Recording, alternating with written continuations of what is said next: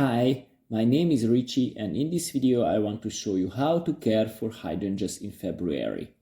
We will check bud health, protect new growth, remove dried or broken flowers and even turn them into beautiful decorations. Let's get started. One of the most important things to check in February is the condition of the buds.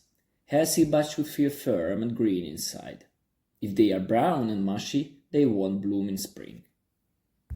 It's important to protect new buds from late frosts. Consider using frost cloths or breathable fabric on cold nights.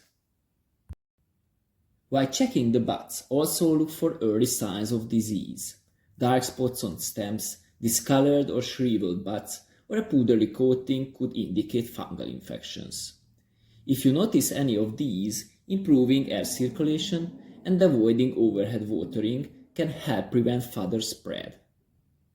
Mulching is essential for hydrangeas in winter.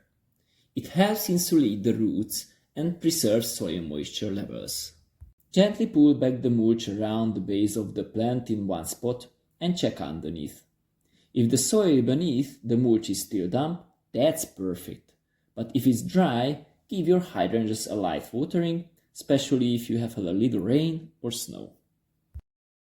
Now let's tidy up the dried flower heads, especially those that have broken off due to the weather. Instead of discarding these beautiful flower heads or using them as mulch, why not repurpose them? They make stunning indoor decorations that can last for months or even years.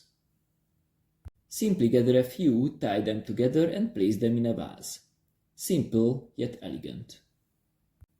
To recap, check the condition of the buds, look for early signs of disease, monitor soil moisture, remove dried flowers, and get creative with dried hydrangea decorations.